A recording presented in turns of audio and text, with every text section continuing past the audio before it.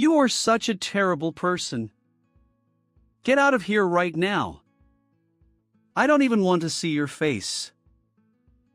My husband, who believed my mother-in-law's lie, said that and kicked me out of the house. My mother-in-law was laughing at me from behind. I don't care anymore. If he's going to do that, I won't show any mercy either. I'll send you to hell. My name is Amy. I'm a 32-year-old nurse. I've been married to my husband Mason for 3 years. I have a busy job with night shifts, but Mason is understanding and treats me kindly. I'm home. You're late again today. Sorry, one of my patients' condition worsened. It's okay. Being a nurse is tough. Thank you. Sorry, I just bought some side dishes. It's okay. I like those side dishes. I also prepared bread and soup. Wow, thank you. That helps a lot. Mason helps me with these simple household chores. It's really helpful when I'm busy with work. He takes care of me, and I think I was able to marry a good husband. It's been 3 years since we got married, but thanks to Mason's kindness, we still have a very good relationship. I thought we would continue to live happily as a couple and eventually build a happy family with children. However, something happened and our relationship gradually changed. It happened one day. On a holiday, when we were resting at home, Mason received a call from his mother. Hello, Mom. What's up? I'm sorry to bother you all of a sudden. There's something I'm worried about. What? Something worrying? Actually, your father is acting strange. Strange. I don't know how to put it, but he's showing some symptoms of dementia. What? Are you kidding me? He still remembers my name and such, so I think it's mild, but I'm worried about what will happen in the future. Oh, I know. If there's anything I can do, just tell me. Thank you, Mason. After hanging up the phone, Mason told me that his father was suspected of having dementia. I'm worried about my dad. He's been healthy until now, so I'm worried. I want to do something for him. Yeah. If there's anything I can do to help, I'll do it. Thank you, Amy. I looked for a good hospital to visit for dementia and asked other nurses at work. I was prepared for anything that might happen.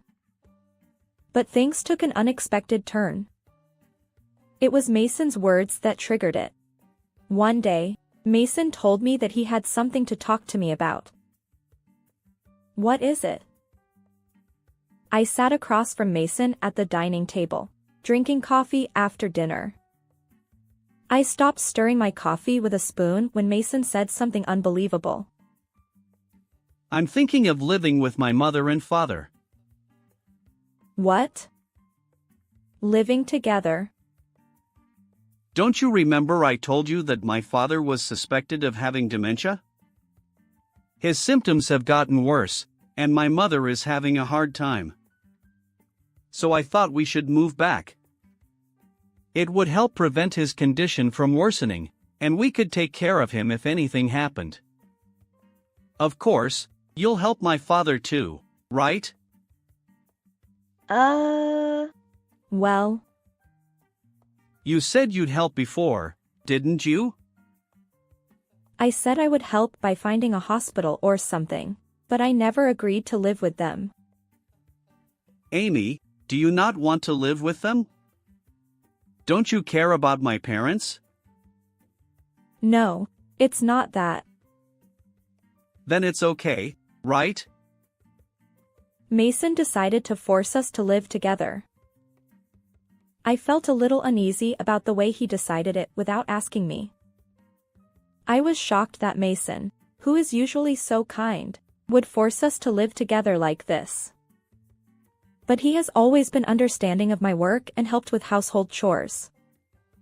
Although I don't agree with what he did this time, I started to think that maybe I should accept living with his parents, considering all the kindness and gratitude he has shown me so far.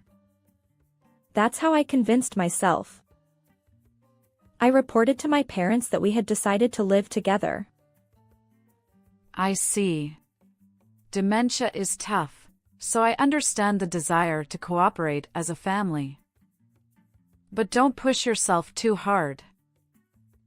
You can come back here anytime if something happens. Your home is here. Thank you, Mom and Dad. And so we moved into my in-laws' house and started living together with them. Nice to meet you from today. Yes, nice to meet you too. I'm sorry to ask so soon, but could you prepare lunch? Oh, yes, I understand. It was around lunchtime, so I started preparing right away. We had lunch together with my in-laws and then I washed the dishes and started unpacking. That's when my father-in-law suddenly spoke to me. Is lunch ready yet? What? You had lunch, didn't you? Huh? Did I? Yes, let's go back to the living room and not disturb the unpacking. I was relieved that my mother-in-law helped me, but I saw that my father-in-law had dementia. He's definitely showing symptoms. Maybe I should introduce him to a hospital soon. I'm still worried about my dad. Yeah. Me too. He hasn't been examined at the hospital yet, right? Yeah, he seems to really hate going to the hospital. It's taking a lot of effort to convince him. I see. I understand that this won't be easy. I'll do everything I can to help. Thanks. I'm glad you're my wife. You're very reliable. Mason. I was happy to be appreciated like that by Mason. I still don't agree with the fact that we were forced to live together, but there's nothing we can do now that we've started living together. I'll just do my best in this environment. I decided to communicate well with my in-laws from now on. I think the cohabitation was going well at first because Mason explained everything to my mother-in-law, and she showed understanding about my job. So on days when I had night shifts, my mother-in-law took the lead on household chores, which was a great help to me. However, the situation gradually began to change, and my share of the household chores increased. On nights when I had night shifts, my mother-in-law asked me to prepare breakfast for my in-laws and Mason before work, so my role was to prepare breakfast for them the next day. It was quite a hassle, and it was also physically exhausting to cook dinner too. And it wasn't just night shifts that were difficult. Even on days when I was a little late, my mother-in-law would get very angry. What time do you think it is? It's already past 6 p.m. I'm starving, so make dinner quickly. I'm sorry, work ran late. I don't want to hear your excuses. You're the daughter-in-law who came to this house, so fulfill your role properly. My mother-in-law yelled at me unreasonably. My mother-in-law seemed to be putting herself first all the time and stopped considering my circumstances. At first, she seemed to be trying to put on a good face, but her unreasonable behavior became worse and worse. When I bought side dishes because I was busy with work, she would say, "You're not going to feed us this kind of food," and throw it in the trash. I can see why Mason has been treated so badly until now. But from now on, I won't let you do whatever you want. I'll guide you to become a good daughter-in-law. My mother-in-law said that, but throwing away side dishes without touching them is too cruel. That night, I talked to Mason about it. I reported all the unreasonable things my mother-in-law had said to me in detail. But Mason didn't take my side. Isn't it because of your attitude? What? Mom is a wonderful person. She's trying to guide you, right? Isn't that something to be grateful for? And she's right. You shouldn't buy side dishes. If you were a normal housewife, you'd cook homemade meals. I have night shifts, you know? Then quit your job and become a housewife. You can do both household chores and caregiving if you quit your job. What? Are you serious? I have to say that because you're not doing your household chores properly. If you don't like it, do your household chores properly. Okay, I understand. I was suddenly disillusioned with Mason. I thought he would be on my side. But to win the trust of Mason and my mother-in-law, I had no choice but to work hard on household chores. I'm competitive, so I tried to do my best. I wouldn't let them complain. With that in mind, I worked hard to balance housework and work. But my mother-in-law never recognized my efforts. Your cleaning is sloppy. You're slow with the laundry. Your cooking is terrible. You're a terrible daughter-in-law. No matter how hard I tried, my mother-in-law never recognized me. She even started to lie to Mason more and more. For example, she said I was meeting another man in town, gambling, or taking money from my mother-in-law's wallet. She made statements that could be sued for defamation. And Mason believed it all. What are you doing? Cheating, gambling, and stealing? That's not something a person can do. Wait a minute, do you believe your mother's lies? I would never do such a thing. Every time Mason blamed me, I tried to explain myself desperately. I couldn't believe he would believe my mother-in-law's lies. Are you saying Mom is lying? Yes, your mother is lying. Don't talk bad about Mom. She's a kind and wonderful person. Kind and wonderful? That's far from the truth about my mother-in-law. At least I've never seen that side of her. Mom is tired from taking care of Dad. Don't do anything that will make her more troubled. Why does he believe my mother-in-law's words so easily? I was getting more and more angry with Mason. If he doesn't believe me at all, then I don't need to be Mason's wife. I started to think that way. And in the midst of all this, I learned a surprising fact. It happened one day when I received a text message from a junior nurse while I was working. She was supposed to be off today. I opened my smartphone during my break and saw the message. The contents were surprising. I saw someone who looked like your husband walking with a young woman. They were walking arm in arm, and it didn't look like they were just acquaintances. She wasn't your husband's sister or anything, was she? My hand holding the smartphone trembled. I couldn't believe that Mason, who suspected me of having an affair, was having an affair himself. Or rather, because he was having an affair, he might be suspicious of me. I immediately hired a private investigator. Evidence was collected in no time. I decided to divorce and leave that house. I was preparing for the future. But in the midst of all this, Mason suddenly yelled at me in anger. Hey! Do you know what you're doing? What? What are you talking about? You tried to feed my parents rotten food for breakfast, didn't you? What? No, I didn't. Besides, today's breakfast was. Shut up. Don't lie to me.